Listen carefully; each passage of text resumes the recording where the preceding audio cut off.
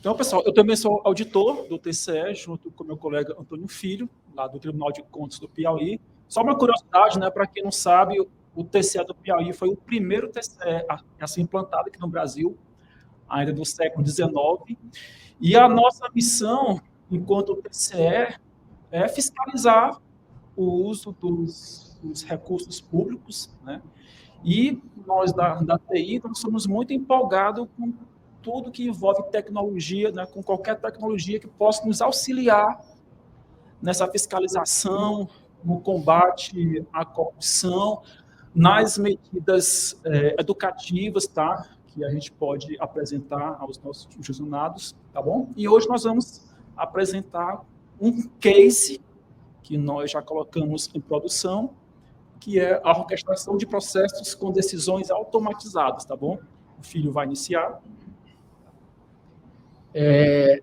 Como o Mário já falou, nosso órgão é um órgão de controle, e apesar de ter sido criado em 1889, ser o mais antigo, não é porque nós somos o mais antigo que a gente tem que ser atrasado, né?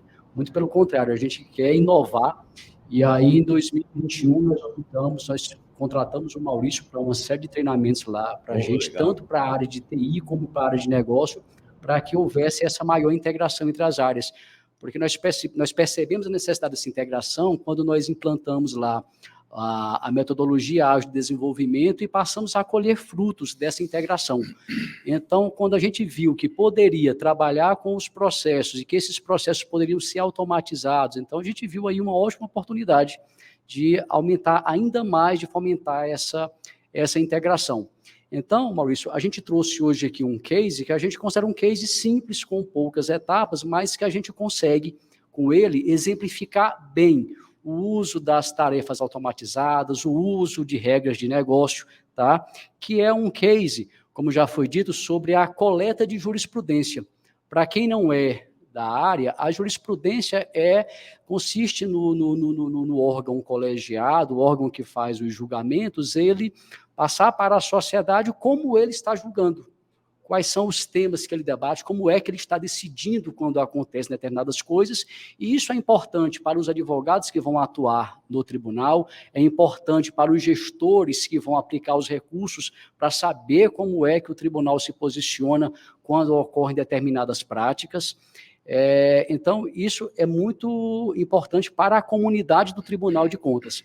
E, como eu disse, é um exemplo aqui que é aparentemente simples, pequeno, mas de grande resultado, como vocês vão ver. Porque quando se pensou nesse processo aqui, até a gente pode chamar essa etapa aqui de ESIS, a gente tem todo o início do processo para se dar quando uma decisão ela é publicada. E o que é essa decisão? O tribunal faz o julgamento em determinada prestação de contas e depois que conclui esse julgamento, a decisão, através de um acórdão, esse acórdão é publicado e esses dados do acórdão precisam ser extraídos para, a partir daí, haver as consultas aos dados constantes desses acórdãos. E a gente tinha um problema que esses acórdãos eles são publicados em formato PDF.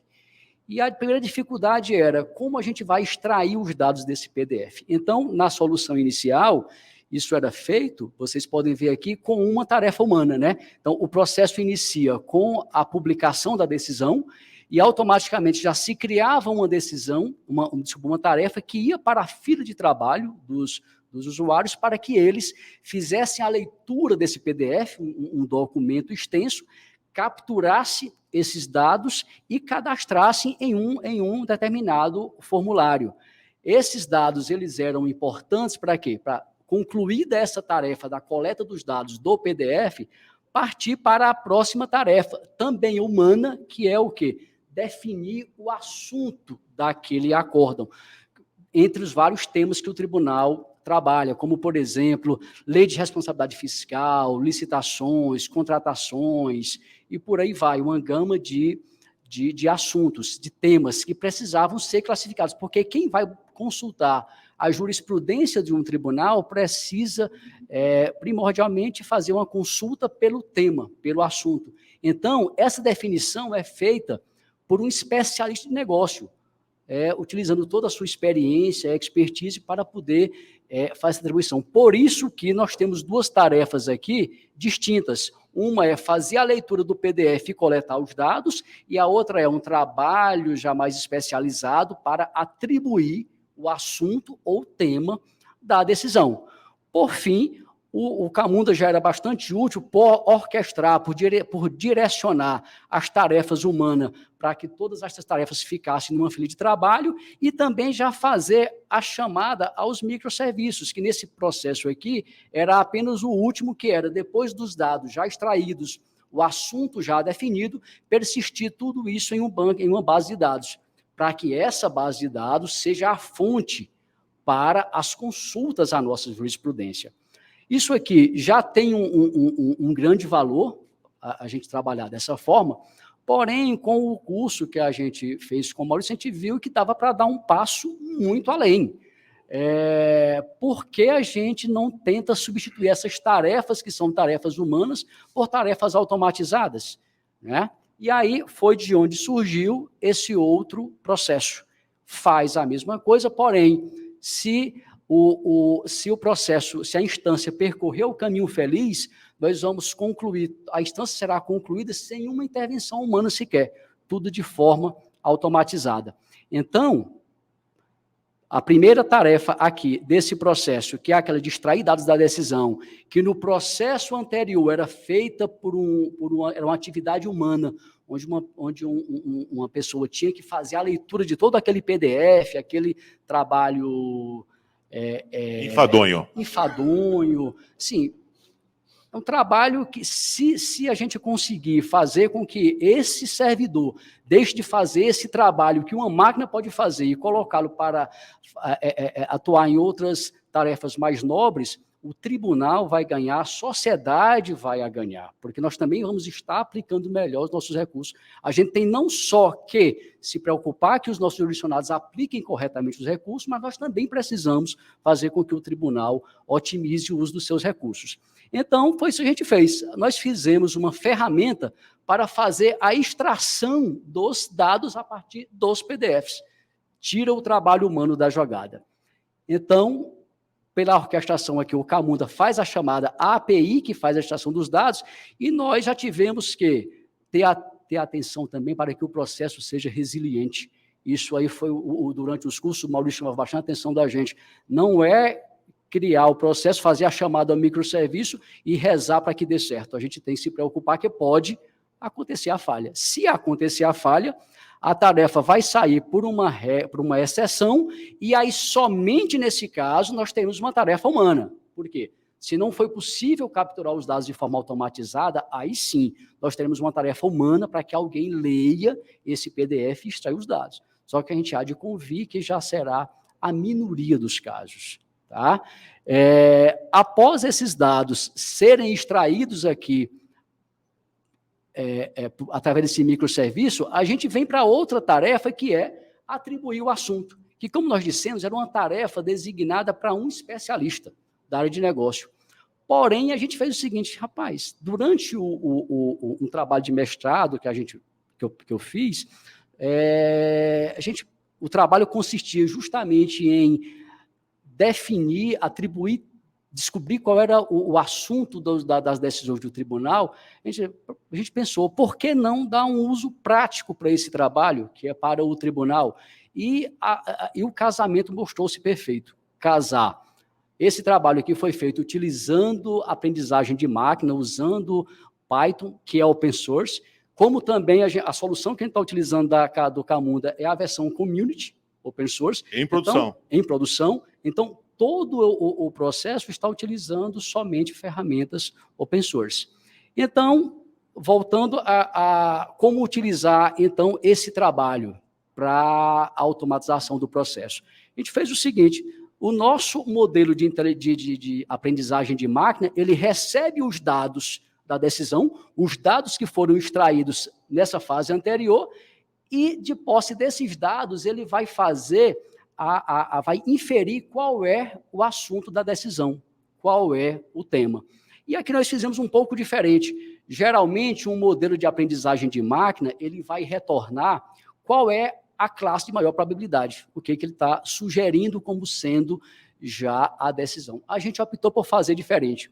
A gente optou para que esse modelo devolvesse não a classe de maior probabilidade, mas todas as classes com as suas probabilidades. Por quê? Porque a gente sabe que, por melhor que esteja treinado o modelo, ele não vai ser 100% assertivo. Então, a gente foi pensar assim, então, qual é o percentual que a gente vai considerar para que a atribuição seja feita de forma automática? A gente pensou em fazer o seguinte, a melhor saída é criar uma regra de negócio para isso. E então, depois que o modelo devolve os assuntos e suas probabilidades, isso vai para uma regra de negócio. Para quê? Para que lá o próprio usuário que antes fazia a atribuição do assunto, ele mesmo seja capaz, devido à facilidade que a ferramenta nos proporciona, de alterar essa regra de negócio, mudar o percentual para que o Camunda atribua automaticamente o assunto ou não. Então, como vocês podem ver, depois que passa pela rede de negócio, nós já temos aqui um gateway para decidir, para que vá pelo caminho que foi decidido aqui na regra de negócio. Se a regra de negócio disser que é para setar automaticamente, ele já segue o caminho feliz. Caso não, pela regra de negócio, não dê para atribuir automaticamente, seja necessário uma atribuição manual, aí sim cria uma tarefa para o especialista do negócio. Vou dar um exemplo bem prático. Vamos supor que o modelo retorne que a primeira classe, a classe de maior probabilidade, a probabilidade dela é de 50%. A segunda é 30% e a terceira é 20%. Pronto. E aí, pela regra de negócio, não. O modelo nós não confiamos nesse nível aqui de esse percentual do modelo, então vai precisar definir manualmente. Nesse caso, a gente tem até uma outra vantagem, é que esse especialista do negócio aqui, ele não vai receber somente os dados que foram extraídos, ele vai receber também já as probabilidades indicadas pelo modelo. E o especialista vai poder concordar com o modelo, mesmo o percentual não tendo sido alto, ou ele pode dizer, não, eu não concordo, eu acho que o assunto aqui é o de terceira probabilidade maior, e não o primeiro. E isso vai servir para quê? Vai servir para retroalimentar o nosso modelo vai ser melhorado. E à medida que o nosso modelo é melhorado, o sistema adquire mais confiança no modelo e o próprio usuário de negócio vai poder voltar aqui na regra de negócio e alterar. Olha, antes a gente, para confiar no modelo, a gente dizia que tinha que ter 60% de probabilidade. Agora a gente cai para 50%, porque o modelo melhorou tanto que a partir de 50% ele não está mais errando. Isso faz com que diminua o trabalho humano. Quanto mais o modelo é melhorado, menos a gente vai precisar da intervenção humana para definir esse assunto. Nossa, eu estou arrepiando só de ver você falar. É verdade. O Maurício falou que foi na veia, mas foi em todas as minhas. Olha aqui, ó, isso aqui só o Grêmio faz comigo, tio. Eu estou arrepiado. Sim, porque esses caras aplicaram os conceitos todos que a gente estudou e tal. Isso. Olha só, todo algoritmizado e só envolve o servidor quando dá problema ou quando ele tem que fazer a melhoria dos algoritmos de machine learning. Cara, esse case de vocês é para levar lá para Camunda em Berlim, cara. É isso aí. Mas faça a pergunta, Minha pergunta... Não, eu queria fazer... quando eu falei para o Maurício, é na veia, eu falei assim, não, eu estou arrepiando, né? E ver isso no setor público, né? Nós que somos do setor público, é de uma gama. Você falou, você usou 1919, caramba!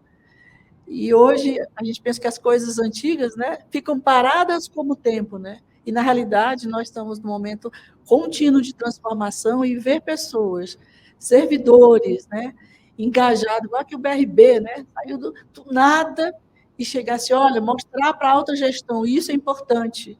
Nós não podemos mais ficar distante disso, né? E utilizando o Camunda, e utilizando todas, não só o Camunda em si, mas todas as técnicas que um profissional de BPM precisa dominar, né? Não só BPMN, mas aqui tem uma coisa vantajosa que eu vejo, que é o próprio DMN, né? O DMN fazendo essas grandes chamadas e interlações de decisões que facilita tudo que a gente precisa. E aí eu completo com o Maurício, sem raias. Sem raias. Olha, participando do público, hein? Os caras vão terminar a apresentação. Vai lá. Só uma perguntinha, Raimundo, aqui de Brasília mesmo, da NT Consult.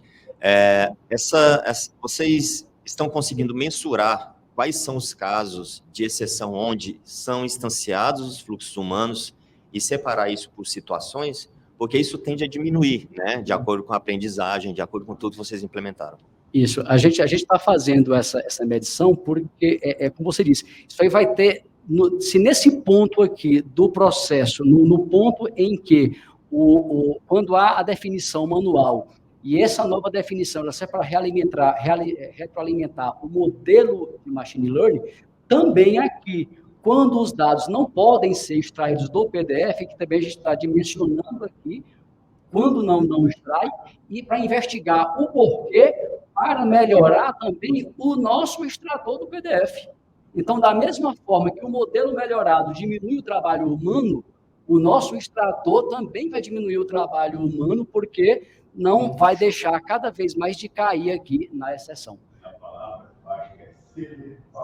Isso, e aí com isso a gente vai ter uma celeridade no processo, porque, vejam só, no processo anterior, vejam só, a decisão era publicada, isso aqui já caía na fila de trabalho humano. Então, tinha que esperar algum servidor e abrir essa tarefa, executar essa tarefa. No momento em que a gente muda para cá, não. No exato momento em que a decisão é publicada, a extração já acontece, já atribui o assunto, já pensa um banaço, em questão de segundos, a publicação, após publicada, está disponível para a consulta do nosso jurisprudência. Show. Maurício, não só uma observação, dois pontos que nós percebemos com essa experiência, inclusive foi um dos tópicos que você abordou muito lá no curso. Lá no tribunal, nossas decisões são muito baseadas em duas situações, né? São aquelas decisões que vinculadas, né? Por exemplo, as prefeituras têm que aplicar X% do orçamento em educação. Então, não tem muito... Né? Não tem discussão, não tem julgamento. Tem lá uma regra de negócio, acabou.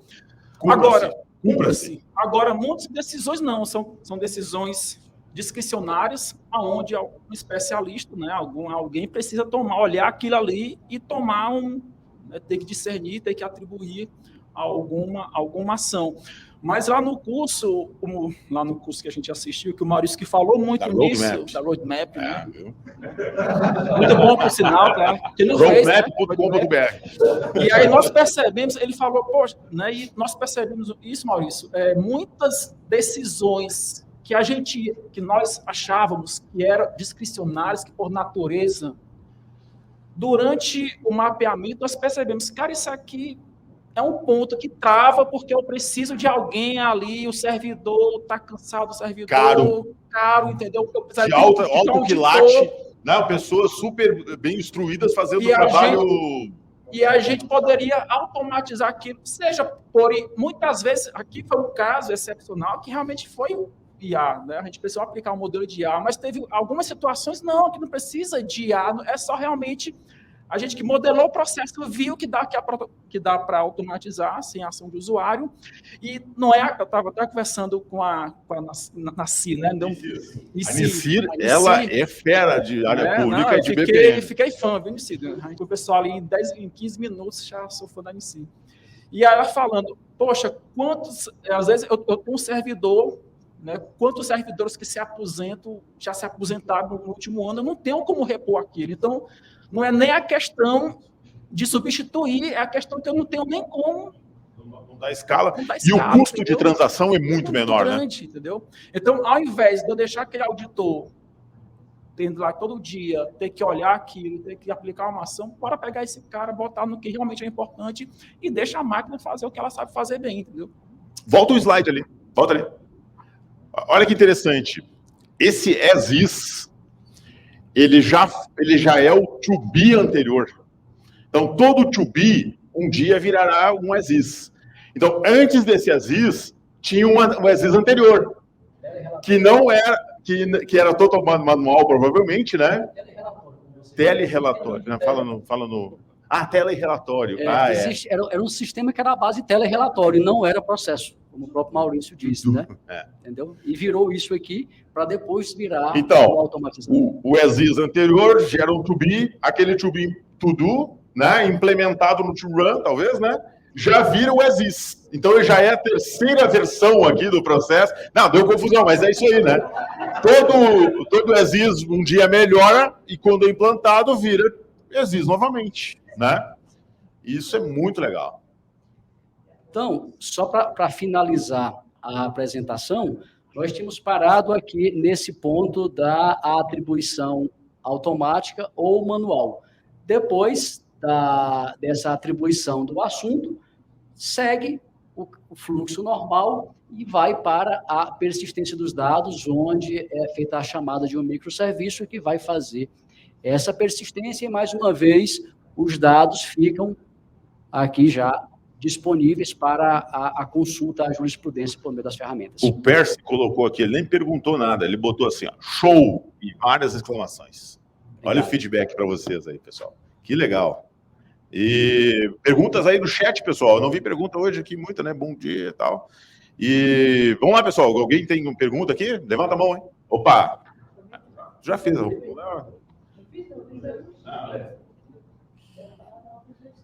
Olá, tudo bem, pessoal? Maurício, muito bom te conhecer presencialmente, né? Já que a distância, né? Já apresentou alguns cursos. Um abraço, rapaz. Muito legal. Chega de pandemia remota. Aliás, para isso que serve o presencial, né? É para isso. Vocês aqui, ó, é um público pequeno, mas é extremamente seleto, merece um abraço em cada um de vocês. Vamos lá. Maravilha. Quando eu vejo essa... Pergunta é para eles, tá? Não é para mim. Assim, esse mapeamento, né, que foi feito e tudo, né? Eu vejo que o processo está aí rodando show, né? E aí, olhando para o que o Maurício trouxe antes, que é o to be, né, e o as is, né?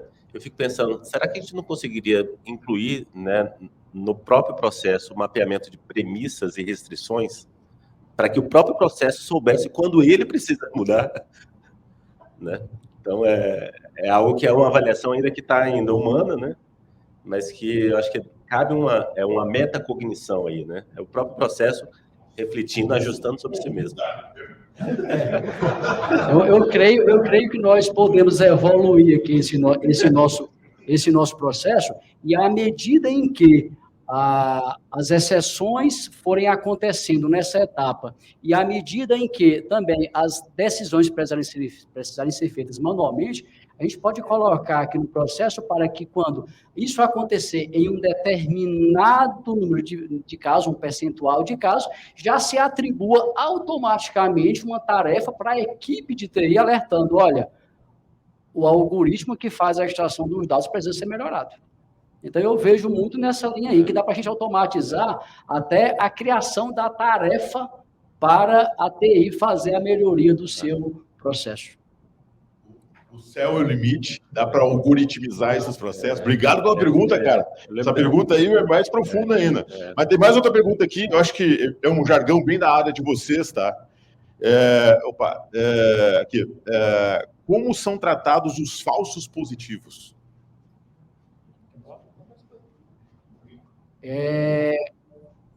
Infelizmente, não está mapeado ainda no processo a questão dos falsos positivos, até porque assim, a gente não viu essa necessidade, porque, como eu disse, a aceitação do que o modelo está inferindo, a gente está graduando isso através da regra de negócio.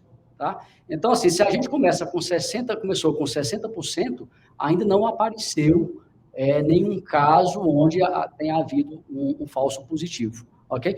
é possível que isso aconteça quando a regra de negócio começar a ser alterada e aí o processo comece a aceitar as inferências com a menor probabilidade. Mas até o momento não aconteceu. Temos aqui, grandes presenças aqui. Tivemos Gart Capote, presidente da BPMP, primeiro presidente da BPMP, o segundo presidente da BPMP, Ivan, o extrator do PDF, utilizou Python também? Sim, também Python. Que legal, cara. Eu adoro Python. Python é show, né, cara? Pô, Ivan, obrigado. Cara, só tem presença de gente. Olha, Inicir, só gente de quilate aqui. Parabéns, olha, ele tá dando aqui, parabéns pela eficácia da solução. Muita gente aqui. Olha só, a Isabela, tá? Feedback para vocês direto aqui. Parabéns pelo compartilhamento. É motivador para o setor público ver que é assim aplicável na melhoria da gestão e agregando valor ao usuário. Pessoal, mais uma vez já me arrepiei de novo, cara. Vocês virem de lá, compartilhar aqui em Brasília e mostrar uma área pública aplicando isso, cara. E vocês não são, vão lá, conta para o pessoal que área vocês são mesmo, não é direta, né? Explica aí que eu acho que é legal. Não, tu fala a área do... Da área de assessoria de vocês. Tá. Vocês não são vinculados a ninguém. Que o TCE, que na verdade, que ele não é um órgão do executivo, né? Ele é um órgão assessor do legislativo, né? Mas que tem uma certa independência, porque ele julga as contas dos jurisdicionados e apresenta para o legislativo, tá? Para complementar, é porque o Tribunal de Contas ele é um órgão que, como já foi dito pelo Marvin, ele atua na fiscalização dos recursos públicos pela administração direta e indireta, mas ele também serve como para orientar os órgãos, não somente para fiscalizar. E nessa orientação, Maurício, uma das nossas metas é, primeiro, aplicar essas soluções no próprio tribunal, nos processos do tribunal. Mas a gente quer servir de modelo também para que os órgãos, nossos jurisdicionados, utilizem também essas ferramentas e entreguem o serviço de melhor qualidade para todo o cidadão. Que isso é que deve ser, tem que ser o objetivo de qualquer órgão público, de qualquer servidor público. Última pergunta, tá? 1 minuto só. O Marcelo, né, que trabalhou com vocês lá contigo aí, né? O Marcelo Alves. O quão o BPM tem apresentado o processo na vida real, a necessidade de melhorar o próprio processo interno e humano para que seja possível termos uma automação seja ainda mais eficaz. Nossa, a pergunta dele é longa, né? Se eu entendi bem, Marcelo, até porque esse é um dos processos que nós mapeamos, que nós automatizamos, nós temos outros processos já em produção, tá? Inclusive foi feito junto com essa integração com a área de negócio, entendeu? Aonde a área de negócio mapeou o processo junto com a gente e, né, alguns pontos interessantes foi justamente isso. A própria área de negócio, ela conseguiu entender os pontos que de gargalo, aonde as coisas que travavam, né, que por que travavam, tá?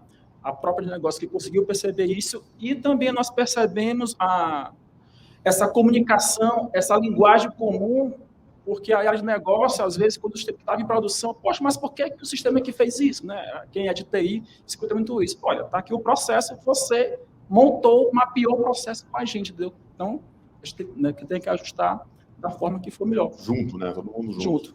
Muito bom, pessoal. Salve de palmas, pessoal. Parabéns, cara. Vocês... Como diria em inglês, you rock, né? Vocês são rockstars aqui, cara. Muito bom. Aí sempre o nosso... Olha aqui, rapaz. Olha que legal que vem na Camunda. Meia da Camunda, rapaz. Muito bacana. Muito obrigado. Vocês, cara, fizeram história aqui. Vocês fizeram história, tá? Muito obrigado. Tobias! Hello, my friend!